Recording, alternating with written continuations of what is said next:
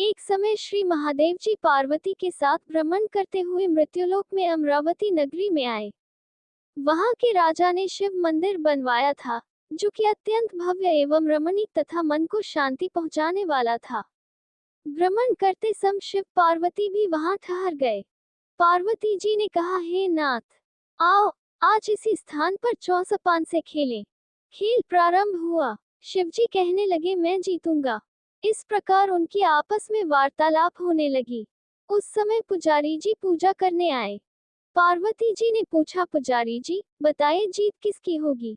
पुजारी बोला, इस खेल में महादेव जी के समान कोई दूसरा पारंगत नहीं हो सकता, इसलिए महादेव जी ही यह बाजी जीतेंगे। परंतु हुआ उल्टा, जीत पार्वती जी की हुई। अतः पार्वती जी ने पुजारी को कोढ़ी होने का श्राप दे दिया कि तूने मिथ्या भाषण किया है। अब तो पुजारी कोढ़ी हो गया। शिव पार्वती जी दोनों वापस चले गए। कुछ समय पश्चात अप्सराएं पूजा करने आई। अप्सराओं ने पुजारी के उसके कोढ़ी होने का कारण पूछा। पुजारी ने सब बातें बता दी। अप्सराएं कहने लगी, पुजारी जी आप 16 सोमवार का व्रत करें तो शिवजी प्रसन्न होकर आपका संकट दूर करेंगे।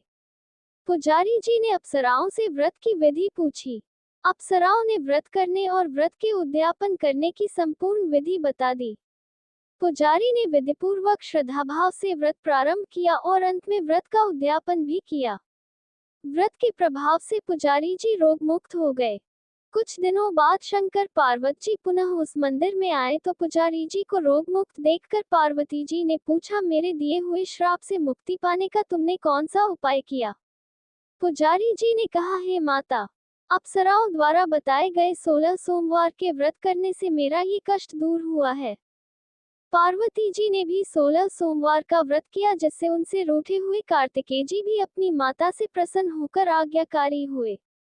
कार्तिकेय जी ने पूछा, हे माता, क्या कारण है कि मेरा मन सदा आपके चरणों में लगा रहता है। पार्वती जी ने कार्तिकेय को 16 सोमवार के व्रत का महात्म्य तथा विधि बताई। तब कार्तिकेय जी ने भी इस व्रत को किया तो उनका बिछड़ा हुआ मित्र मिल गया। अब मित्र ने भी इस व्रत को अपने विवाह होने की इच्छा से किया। फलत वह विदेश गया। वहां के राजा की कन्या का स्वयंवर था। राजा ने प्रण किया था कि हथिनी जिस व्यक्ति के गले में वरमाला डाल देगी, उसी के साथ राजकुमारी का विवाह करूंगा। ये ब्राह्मण मित्र भी स्वयंवर देखने की इच्छा से वहां एक ओर जाकर बैठ गया। हथिनी ने इसी ब्राह्मण मित्र को माला पहनाई तो राजा ने बड़ी धूमधाम से अपनी राजकुमारी का विवाह उसके साथ कर दिया। तत्पश्चात दोनों सुखपूर्वक रहने लगे। एक दिन राजकन्या ने पूछा, हे नाथ, आपने कौन सा पुण्य किया जिससे हथिनी ने आपके गले में वरमाला पहनाई। ब्राह्मण पति ने कहा, मैंने कार्तिकेय जी द्वारा बताए अनुसार 16 सोमवार का व्रत पूर्ण विधि विधान सहित श्रद्धा भक्ति से किया, जिसके फल के कारण मुझे तुम्हारे जैसी सौभाग्यशाली पत्नी मिली। अब तो राजकन्या ने भी सत्य पुत्र प्राप्ति के लिए व्रत किया और सर्वगुण संपन्न पुत्र प्राप्त किया। बड़े होकर पुत्र ने भी राज्य प्राप्ति की कामना से 16 सोमवार का व्रत किया।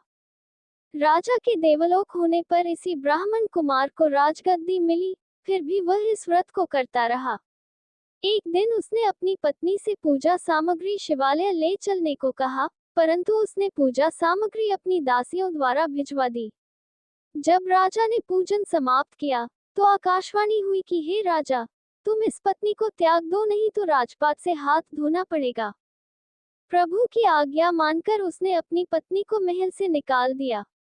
तब वह अपने भाग्य को कोसती हुई एक बुढ़िया के पास गई और अपना दुखड़ा सुनाया तथा बुढ़िया को बताया, मैं पूजन सामग्री राजा के कहे अनुसार शिवालय में नहीं ले गई और राजा ने मुझे निकाल दिया। बुढ़िया ने कहा, तुझे मेरा काम करना पड़ेगा। उसने स्वीकार कर लिया। तब बुढ़िया ने सूत की गठरी उसके सिर पर रखी और बाजार भेज दिया। रास्ते में आंधी आई तो सिर पर रखी गठरी उड़ गई। बुढ़िया ने डांटकर उसे भगा दिया। अब रानी बुढ़िया के यहाँ से चलते चलते एक आश्रम में पहुंची। गुसाई जी उसे देखते ही समझ गए कि यह उच्च घराने की अबला विपत्ति की मारी है। वे उसे धैर्य बंधाते हुए बोले, बेटी तू मेरे आश्रम में रह, किसी प्रकार की चिंता मत कर। रानी आश्रम में रहने लगी, परंतु जिस वस्तु को वह हाथ लगाती वह वस्तु खराब हो जाती। ये देखकर गोसाई जी ने पूछा, बेटी, किस देव के अपराध से ऐसा होता है? रानी ने बताया कि मैंने अपने पति की आज्ञा का उल्लंघन किया और शिवालय में पूजन के लिए नहीं गई, इससे मुझे घोर कष्ट उठाने पड़ रहे हैं। गोसाई जी ने शिवजी से उसके कुशलक्षेम के लिए प्रार्थना की और कहा, बेटी, तुम 16 सोमवार का व्रत विधि के अनुसार करो। तब रानी ने विधिपूर्वक व्रत पूर्ण किया।